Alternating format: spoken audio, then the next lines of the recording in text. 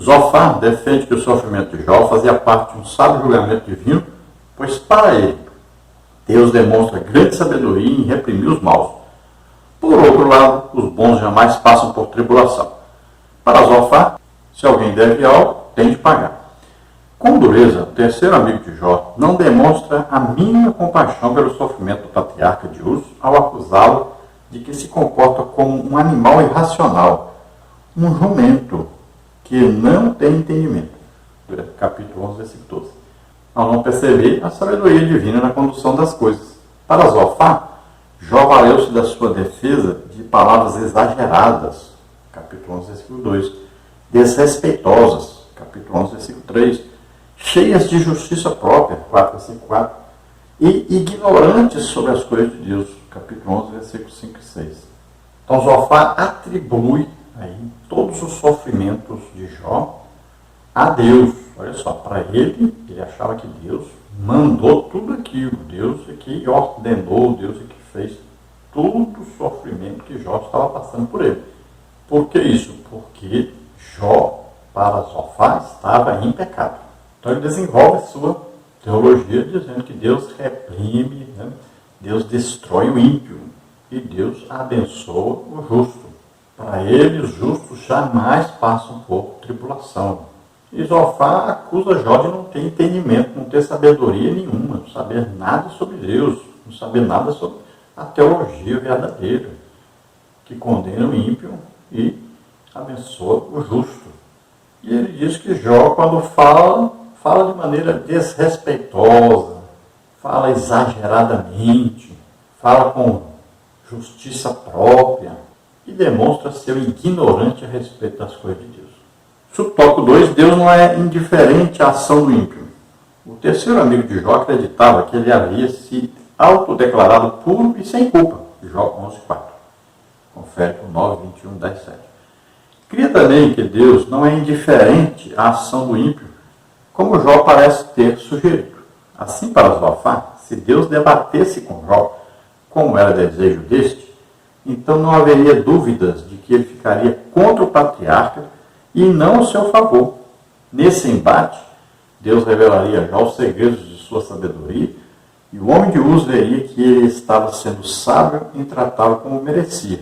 Logo, Jó seria condenado. Então veja que Zofar acusa Jó de estar querendo se auto-justificar diante de Deus, o que não era verdade. Jó apenas sabia que não havia cometido pecado, não estava na prática do pecado para merecer tudo isso que ele estava passando. Ele não está falando que ele não é pecador. Também ele acusa Jó de que Deus não vê as coisas que as pessoas ímpias fazem, que também não é verdade. Jó não falou isso. E ele diz claramente que se fosse possível, que para ele não é possível, se Deus fosse debater com Jó, ele condenaria Jó. Ele nem sabia, que Deus se agradou de Jó, que Deus não condenou Jó, ele entendia o sofrimento de Jó. Então, para Zofar, Deus tinha condenado Jó, e se Deus fosse falar com Jó, só se fosse para acabar de condená-lo mesmo. Subtópico 3, tolos se passando por sábios. Jó reage com ironia à sabedoria defendida anteriormente por seus amigos. Voz, Jó 12:2. E agora por Zofar. Esses, juntamente com seus amigos, haviam se ajuntado como legítimos representantes do verdadeiro saber. Zofar, pois, pretende representar o próprio Deus em seu discurso, Jó 13. Todavia, Jó está convencido de que isso não passava de charlatanismo. Vós, porém, sois inventores de mentiras, e vós todos médicos que não valem nada. Jó 13:4. Ele, portanto, está resoluto em deixar os amigos e ir à procura de Deus. Mas eu falarei ao Todo-Poderoso e quero defender-me perante Deus. Jó 13:3. O patriarca estava certo que havia uma sabedoria do alto, que seus amigos desconheciam por completo, e quando revelada, ficaria ao seu lado. Confere no capítulo 28. No lugar dos julgamentos dos homens, há uma sabedoria do alto que sonda os corações dos que são chamados pelo nome do Senhor, pois este não vê como os homens veem. 1 Samuel 16:7.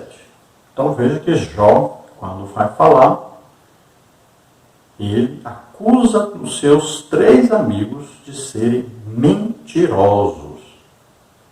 Eles ficam inventando coisas, dizendo que ele falou uma coisa que na verdade ele não falou. Ficam acusando Jó de estar em pecado terrível, de estar em prática de pecado. Então eles acusam aí todos os 3 de estarem mentindo, principalmente agora Zofar, com quem ele está falando agora. E ele acusa também Zofar e os seus amigos, os outros, de que todos estão praticando charlatanismo. O que é isso? É querer assumir uma posição de Deus, como se Deus tivesse enviado eles, como se Deus estivesse dizendo para eles falarem em nome deles. Então ele os acusa de estarem aí querendo assumir uma posição que Deus não os chamou para exercerem. Então ele diz: eu vou desprezar o que vocês estão falando, eu vou procurar conversar com Deus, eu vou procurar apresentar a Ele a minha defesa. Eu sei que não fiz, aí não estou nesse pecado terrível, na prática de pecado, para poder merecer o que está acontecendo comigo. Então ele sabia disso. Então ele quer conversar com Deus, ele quer saber por que tudo aquilo está acontecendo com ele. Então ele acreditava que no lugar de condenação, ele receberia de Deus a bênção de Deus. Ele sabia que Deus, por fim, daria solução ao seu problema, à sua situação. Ele acreditava nisso, ele tinha fé nisso. Então ele buscava que Deus falasse com ele. E ele sabia que Deus o ouviria, que Deus resolveria a sua situação, que daria a ele um alívio. E isso indica uma fé num Deus poderoso para resolver todos os problemas, Uma fé num Deus amigo, companheiro, cheio de amor. E nós vamos ver, no final do livro, que exatamente isso que aconteceu. Deus, ele até superou as expectativas de Jó. Vamos ver agora o tópico 2, a conversão como resposta à aflição. Subtópico 1, purificação moral. Nos versículos aí de 13 a 20 do capítulo 11, Zofar conclui seu discurso sobre a situação de Jó. Ele não tem dúvidas de que o patriarca está em pecado e por isso a única forma de ele se restabelecer é por meio de uma purificação moral. Zofar, portanto, conclama Jó ao arrependimento e conversão. Ele enumera 3 passos para que isso aconteça. Conduta correta, versículo 13, oração, versículo 13, renúncia do pecado, no capítulo 11, versículo 14. Então, segundo Zofar, se Jó cumprisse essas condições, reconhecendo que estava em pecado, Deus o restauraria de sua miséria. Entretanto, a ideia de arrependimento de Zofar é mais de natureza externa do que interna. O que está em vista é uma teologia do moralismo salvífico, em vez da graça divina. Nesse aspecto, o arrependimento não passava de um mero ritual. Na teologia de Zofar, a simples prática desses ritos traziam consigo o poder de conferir o favor divino. Na verdade, isso era o que se conhece hoje como legalismo religioso. Então veja que Zofar fala como se tendo certeza absoluta de que Jó estava em pecado. Então Zofar indica para Jó o que todos faziam. Então, ele apresentaria um ritual e isso purificaria Jó diante de Deus e ele seria restaurado. Então veja só, era uma religião externa, não era uma coisa de conhecimento de Deus, de intimidade com Deus, de um verdadeiro arrependimento, mas era apenas oferecer um sacrifício a Deus, dizer algumas palavras. Era apenas o quê? Uma religião. Então Jó tinha que fazer o quê? Viver uma vida correta, Aí se auto-justificar através de esmolas das pessoas, de ajuda aí os necessitados, tratar bem as pessoas, viver de maneira aí correta diante da sociedade ele tinha que fazer suas orações corretamente, seguindo aquelas palavras, né, repetidas, e renunciar ao pecado que para eles, né, eles estavam na prática deles. Então era apenas um ritual externo de autojustificação. Nada a ver com a graça de Deus, com a misericórdia de Deus, com o perdão de Deus. Nada a ver com um verdadeiro arrependimento, né? Um sincero arrependimento e mudança de vida devido à presença de Deus, devido à presença do Espírito Santo. Como acontece conosco. Quando nós aceitamos a Jesus como Senhor e Salvador, as coisas velhas passam, tudo se faz novo. Nós passamos a ter uma vida nova, uma vida diferente. Agora, com o Espírito Santo nos ajudando a combater o pecado, vencer o pecado e vivermos em comunhão com Deus. Esse legalismo religioso a gente pode ver, por exemplo, a gente vê a pessoa, né, na Igreja Católica Romana, por exemplo. O que a pessoa faz? Pula carnaval, 3 dias, vai lá, bota uma cinza na testa e diz que vai se comportar agora, vai dar esmola, vai ajudar as pessoas. Pronto, saiu dali auto-justificado. Não foi Deus que justificou, porque ele já está de olho no sábado da aleluia para voltar para o carnaval de novo. E assim nós temos visto. Olha, Santa Ceia na igreja evangélica. Então se fala lá, quem quer ir pedir perdão a Deus pelos pecados, para poder cear, e a pessoa vai lá na frente. Aí diz que está se arrependendo, que vai mudar de vida, então, aí toma ceia. Aí, no outro mês, a mesma coisa. Quando passa outro mês, a mesma coisa. Então a pessoa continua na prática do mesmo pecado, mas ele vai lá na frente e acha que ao ir lá na frente, acabou. Está tudo bem, se auto-justificou. Não está preocupado se Deus perdoou, não está preocupado se Deus não está gostando da vida que ele está levando, de pecado.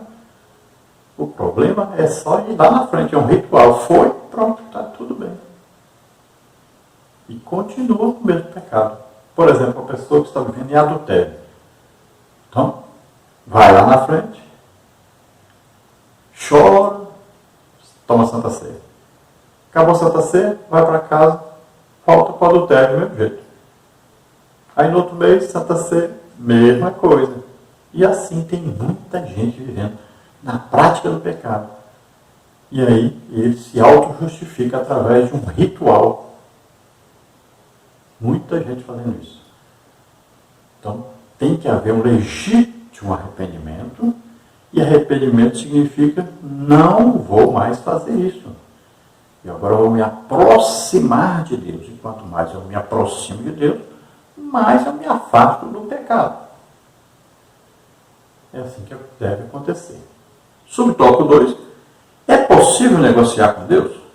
Estudiosos destacam que Zofar tenta induzir Jó a negociar com Deus a fim de se ver livre de suas dificuldades. Era exatamente isso que Satanás desejava que Jó fizesse. Jó 1,9.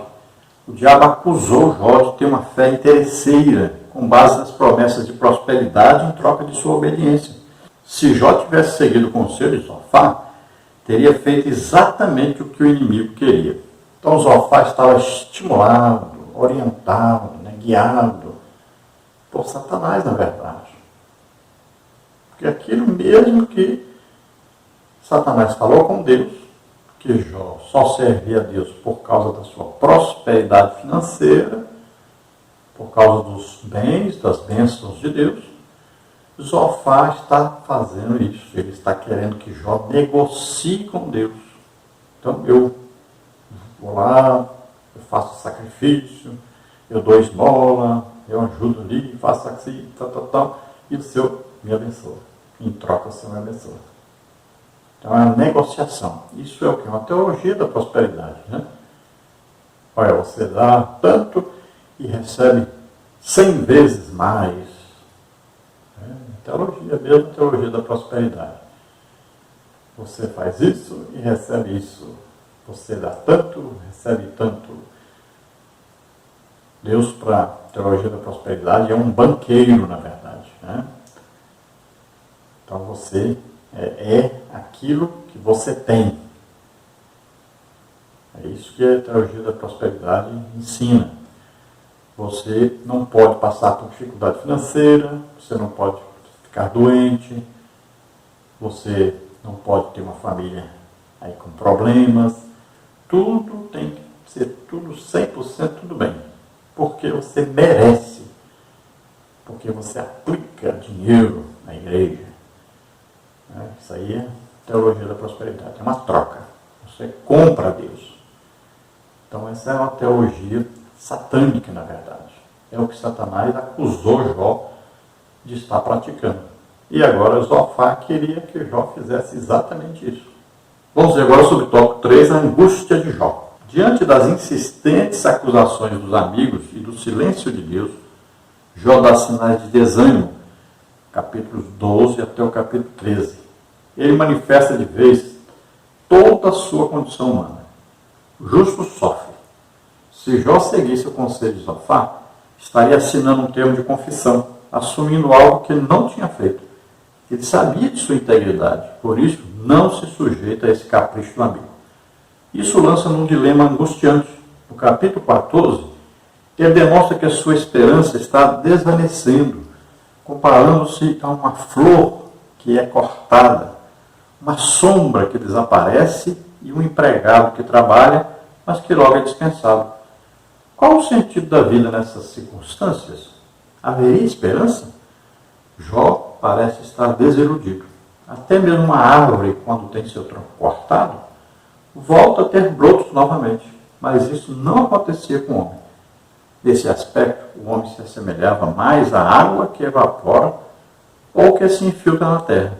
Diante desse quadro, Jó se pergunta: morrendo o homem, porventura tornará a viver? Jó 14:14. Era a pergunta de um homem crente e piedoso, porém angustiado, que não tem medo de expressar sua verdadeira condição humana.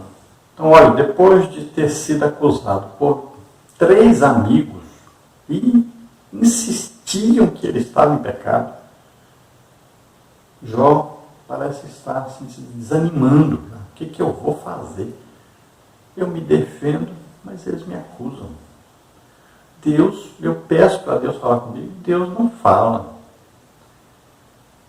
Então, estava causando uma angústia muito grande em Jó, e ele não sabia como sair daquela situação na qual estava vivendo. Estava difícil. O sofrimento, a dor. Imagine, Jó estava muito doente, à beira da morte, e ainda com aquela acusação dos 3 amigos direto na sua mente, o tempo todo acusando. E ele queria, porque queria falar com Deus, e Deus não respondia nada, não falava nada. Muitas vezes a pessoa passa por isso, né? Parece que Deus está distante, não está escutando, não está vendo nada. Muitas pessoas até acabam se desesperando. Jó já estava querendo morrer para ficar livre daquela angústia, aquele sofrimento terrível que ele estava passando. Muita gente pensa assim, chega a esse ponto. E às vezes Deus está ali, pertinho, escutando, vendo tudo, pronto para responder, para agir. E muita gente não espera e acaba fazendo besteira. Muitos se desesperam, largam a família, largam o emprego e fazem não sei o quê. Se desesperam, feito doido. Mas Deus está todo o tempo presente. Deus está todo o tempo ali vendo tudo, acompanhando tudo. E lá na frente já está tudo pronto para a bênção chegar, para aí, o desenvolvimento espiritual, o crescimento. Tudo prontinho. Então, estejamos sempre confiantes. Deus está presente, está conosco, está vendo tudo, escutando tudo, está tomando providência. Então, se Jó fosse seguir o conselho de Zofar, era o mesmo que ele dizia assim, realmente eu estou em pecado. Mas ele não podia fazer isso, porque ele sabia que não estava na condição de ímpio.